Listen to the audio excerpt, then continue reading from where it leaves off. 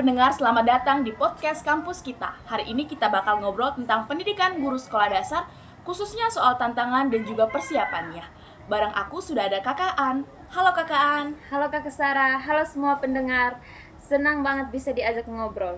Oke, bisa langsung saja. Menurut kamu, kalau ngomong pendidikan guru sekolah dasar, apa sih hal pertama yang sering orang salah paham? Banyak yang memikirkan kalau jadi guru SD itu cuma ngajar, tulis, dan membaca. Padahal kenyataan guru SD itu sangat hampir semua mata pelajaran dan juga mengerti perkembangan anak, cara komunikasi, sampai manajemen kelas. Setuju banget. Kayaknya orang sering lupa kalau siswa sekolah dasar itu masih berada di tahap perkembangan yang sangat dinamis. Bahkan kebutuhan emosional dan sosialnya juga harus diperhatikan. Iya, makanya PGSD itu kita belajar psikolog perkembangan, media pembelajaran, kurikulum, sampai literasi numerasi. Jadi bukan cuma soal materi pembelajaran, tapi gimana cara menyampaikan dan menghargai karakter anak yang beragam. Nah, ngomong-ngomong soal karakter, kamu lihat nggak sih sekarang banyak murid sekolah dasar yang sudah punya kemampuan digital. Kadang malah lebih cepat adaptasi dibandingkan kita.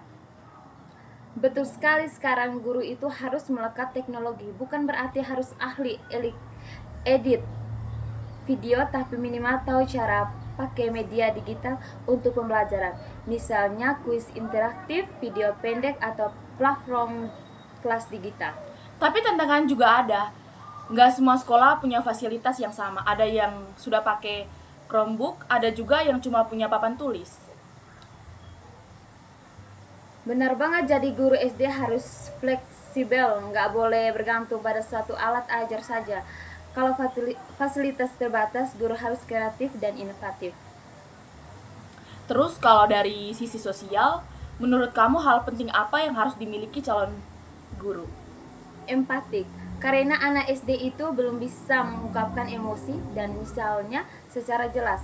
Guru harus peka, bukan hanya menilai dari nilai atau hasil tugas, tapi juga memahami kondisi anak.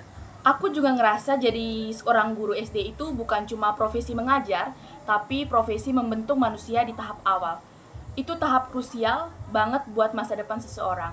Setuju, dengan pastinya perlu kesabaran.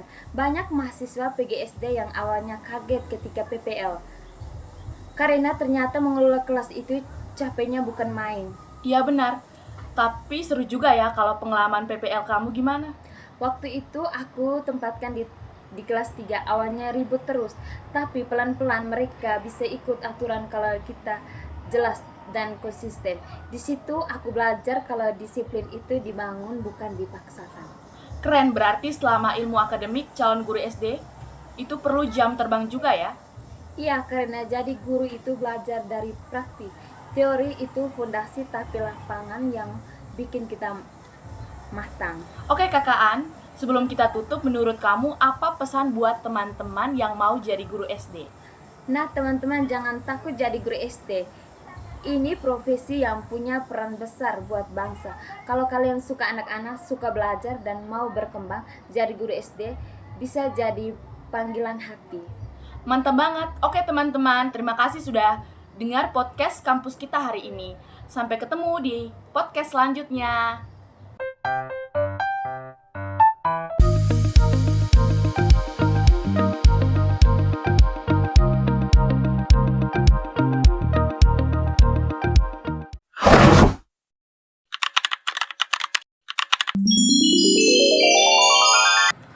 Halo semuanya, selamat datang di podcast mahasiswa baru PGSD. Sekarang saya bersama Kakak Sarah, sama-sama masih semester 1, dan kita mau cerita kenapa kita bisa memilih pendidikan guru sekolah dasar. Halo Kakak Sarah. Halo Kakak An. Halo semuanya, senang bisa ngobrol di sini. Oke Kakak Sarah, pertama-tama kenapa sih Kakak bisa memilih pendidikan guru sekolah dasar? Sebenarnya awalnya saya suka sama anak-anak, tapi lama-lama saya sadar guru SD itu penting banget buat masa depan anak-anak. Mereka belajar dasar-dasar di SD, jadi kalau gurunya bagus, anaknya juga terbantu. Benar sekali Kakak Sarah, kalau aku sih awalnya mikir jadi guru itu pekerjaan yang bermakna. Kayak bisa bantu orang dan juga dekat sama dunia pendidikan. Dan ternyata pas masuk semester 1, kita saling belajar hal-hal yang gak aku sangka. Iya, aku kira bakal langsung belajar cara ngajar, tapi ternyata kita belajar tentang perkembangan anak dulu, literasi dasar, dan juga pengantar pendidikan. Ternyata jadi guru SD tuh nggak cuma bisa mengajar, tapi bisa menghitung, menulis ya. Betul, kita juga harus paham karakter anak SD. Katanya anak kelas 1 itu beda banget sama anak kelas 5, jadi guru harus ngerti tahap perkembangan mereka. Terus saya juga baru tahu kalau guru SD itu ngajar banyak materi pelajar dari matematika sampai seni. Hah, iya, multitalenta banget. Kadang mikir, sanggup nggak ya? Tapi kan kita punya waktu belajar selama 4 tahun. Nah kakak Sarah, menurut kamu tantangan jadi guru SD itu apa ya? Kayaknya yang susah itu mengolah kelas. Soalnya anak SD itu aktif banget. Harus bisa bikin suasana kelas tetap fokus, tapi tetap menyenangkan. Saya dengar dari kakak tingkat waktu orientasi, katanya penguasa kelas itu seni tersendiri. Terus guru SD juga harus sabar karena anak SD itu masih belajar nilai-nilai moral, cara berteman, cara berbicara, dan sebagainya. Benar sekali kakak Sarah, nggak cuma akademik tapi juga sosial dan emosional. Tapi menurut saya, itu yang bikin menarik karena guru SD itu bisa lihat anak-anak berkembang dari nggak bisa jadi, yang nggak bisa jadi bisa, dan malu jadi berani. Setuju sekali kakak Sarah, jadi lebih yakin masuk PGSD.